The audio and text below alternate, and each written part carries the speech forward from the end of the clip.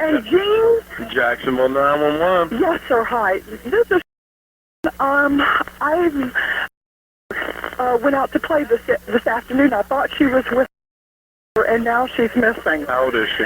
She's 8 years old. Where was she playing at around the house? Right around the house here. Is she a white female or a black Yes, female? she's a white female. What did she have on when she left? She had on a red T-shirt. And, Mama, did she have on jeans? No, I've been upstairs, Mama. I have searched. Ma'am? Yes. Blue jeans? Mama, did she have on blue jeans? What'd she have on? What kind of shorts? Pair of shorts? She had on a pair of shorts and a red T-shirt. She blonde hair, black No, hair? she's got reddish brown hair. It's actually a brown with an auburn tint to it. What's her name? It's short. Her name is Maddie. She goes, it's Madeline. What's her last name? Clifton, C-L-I-F as in Frank, T-O-N. When's the last time anybody saw her? Mama, what time did I come home from boating? About 5:30? 4:30 to 5 o'clock. About 5:30 was the last time we saw her. And I was letting the kids play out here for a little while, and then she disappeared, and nobody knows where she's at. Does she have any friends nearby? Did you go check? I got every neighbor out here right now. Okay, the police will be there shortly, ma'am. You keep looking, okay? Okay, do you know where I am? I mean, I'm at the corner of Fleetwood and Stephen is right there. What is it? My husband just came home. And, hold on just a moment.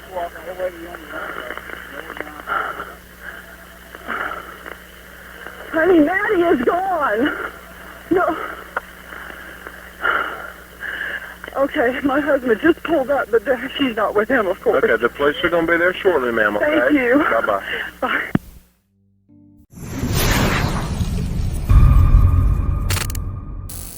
The frantic 911 call you just heard was made by Maddie Clifton's mother, Sheila, in the moments after realizing her young daughter was missing. As police arrived and neighbors gathered to search, no one could imagine the heartbreaking and horrifying conclusion this case would reach. The following footage contains previously unseen crime scene photos.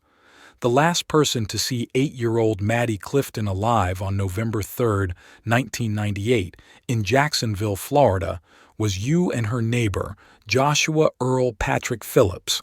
Living just across the street, you two had become friends, often playing together. On that day, Maddie had gone over to Josh's house to play softball in his backyard. She never made it back home. Around 5 p.m., her mother made the distressing 911 call you heard when she realized Maddie couldn't be found. The last time she was seen, she was wearing a red YMCA basketball jersey with her name on the back in large letters. Immediately, hundreds gathered to search, combing through the woods around her home and even dumpsters. At the start of the search, Josh asked Maddie's mom what was happening, eagerly joining the community effort to find his friend. Distraught upon learning Maddie was missing, he did everything he could to help, posting flyers and aiding in mapping out the area. Maddie's face, often adorned with a Kool-Aid smile, was plastered on billboards and shirts, with a $50,000 reward offered in hopes that someone would recognize her and bring information to her grieving family. For nearly a week, the community rallied to find the missing girl. The initial suspect was a neighbor, a man with a past conviction for assault from over 15 or 20 years ago. However, he had an alibi for the time of Maddie's disappearance and was cleared of suspicion. Not long after, the FBI got involved as local police tried to uncover more leads, but no new evidence surfaced. It seemed like Maddie had vanished off the face of the earth. But everything changed 6 days after Maddie went missing, when the least suspected person revealed the darkest secret. Missy Phillips, Josh's mother, noticed a strange damp spot on their house floor. From there, she began to search her son's room until her attention fell upon Josh's bed. Then she said, "I don't want to believe what I'm seeing." Shocked, she left the house to find a police officer. In that moment, she glanced at the nearby Clifton home, thinking they were still holding on to hope, but their world was about to collapse around them. The officer Missy found had been camping outside the Clifton home during the search for Maddie. Following Missy inside, the officer, upon entering Josh's room alone, witnessed the horrifying scene Missy had discovered. Protruding from under Josh's mattress were the tiny feet of Maddie. I must warn you that the following details of what happened to Maddie are particularly disturbing and not for the faint of heart. Josh had known where Maddie was all along. When he asked Maddie's mom what was happening, when he was handing out flyers, when he seemed concerned for her well-being. All that time, Josh had known Maddie's body was hidden under his waterbed. Police discovered that duct tape had been used to hold the bed frame together and keep her body from being found. Additionally, the shorts she was wearing earlier had been disposed of. Investigators found a baseball bat hidden behind Josh's closet, and they also found a knife concealed in the room.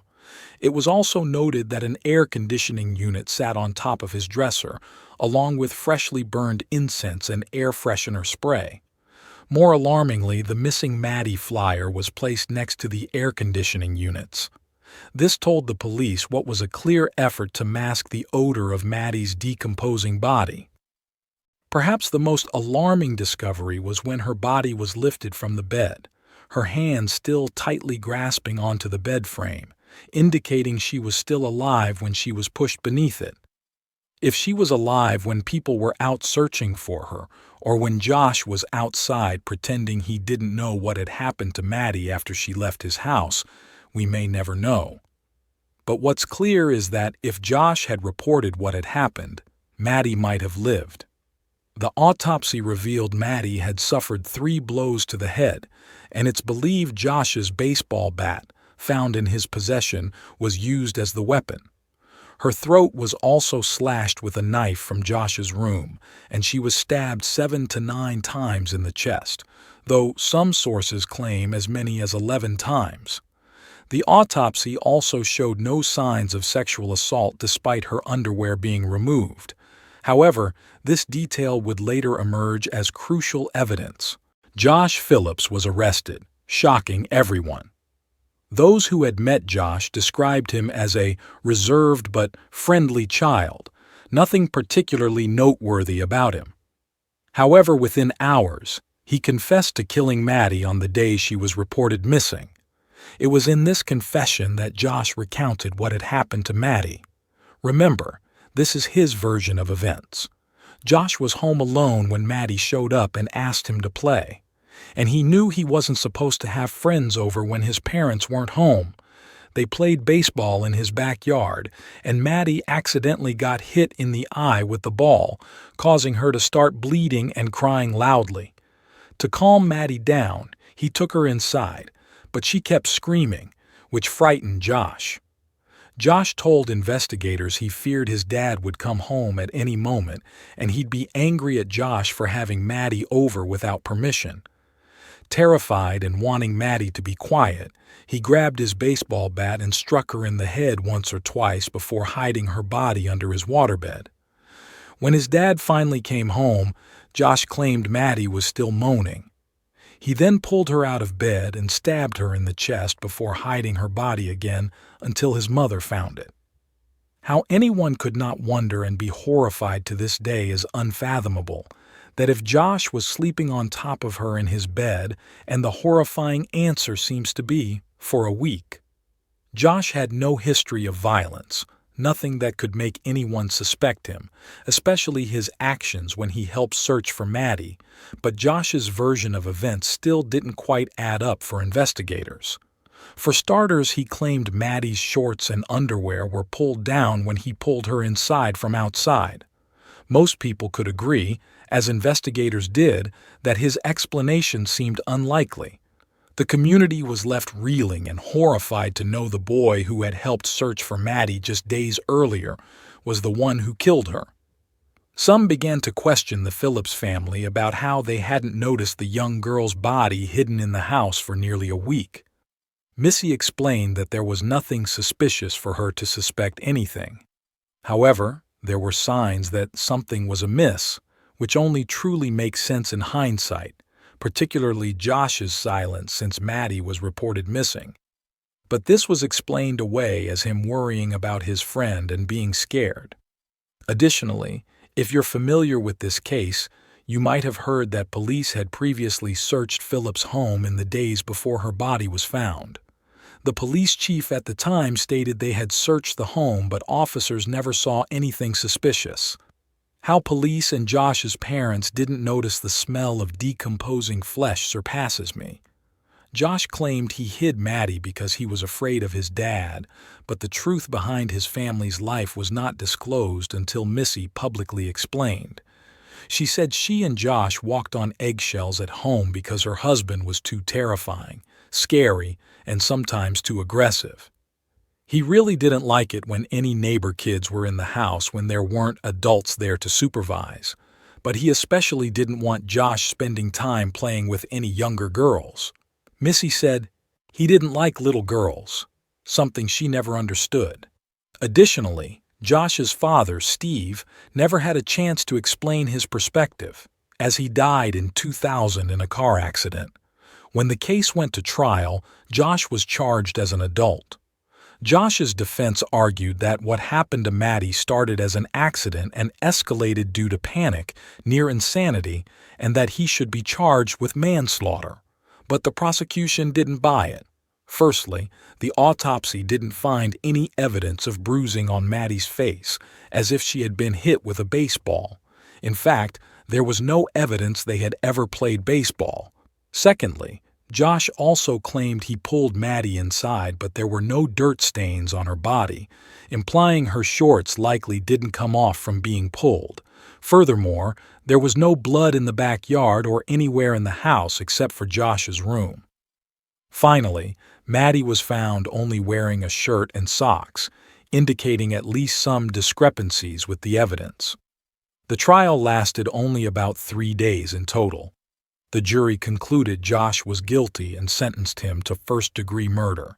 He was given a life sentence in prison with no chance of parole, but because he wasn't yet 16, he wasn't eligible for the death penalty. Behind bars, Josh transitioned from a teenager to an adult. Josh still refuses to detail the killing of Maddie except in 2018 to apologize to Maddie's family. Growing up, I learned the value of life. I wish I knew this or understood it when I was 14. If I hadn't done this back then, I don't know what life means. Josh has had moments of tears reading his apology letter, but this doesn't necessarily indicate genuine remorse. It could be a performance to demonstrate he's reformed to increase his chances of a reduced sentence. Exploiting and taking advantage of others to serve their own purpose is a narcissistic trait. Josh seems to focus more on his own apology than on the victim, instead about himself and his own pain, which could be a result of other narcissistic traits such as grandiosity and entitlement. Now, the story seems to end there, but it doesn't. In 2017, the case was retried, something that should never have happened to Josh based on his first sentence. However, in 2012, the Supreme Court ruled that mandatory life sentences without parole are unconstitutional for juvenile offenders convicted of murder. More horrifying details about the case were uncovered at this trial. It was revealed that Josh had books on a worrisome subject in his room.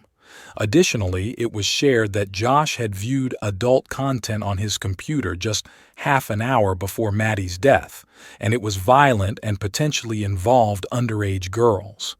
Josh may have been influenced by these videos and may have been imagining doing something similar to himself. This may indicate that the crime was premeditated more than something that happened in the heat of the moment as Josh initially claimed. If this is true, perhaps he didn't specifically choose Maddie, but instead he seized the opportunity when he found himself alone and unsupervised with her.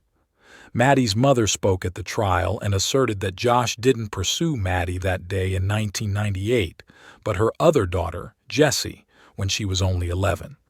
A photo of Jessie was found in Josh's room, one that Josh presumably stole from the Cliftons' house at some point before Maddie's death. This only adds to the notion that he was obsessed with Jessie, along with Clifton's other daughter. Josh's sentence remained unchanged after the 4-day trial, and he remains in prison. It's still a story of a case that will continue sooner than you think, as Josh will once again be eligible for retrial in 2023, after serving about 25 years in prison. At least for now, this case is far from over, and it won't be long until it is.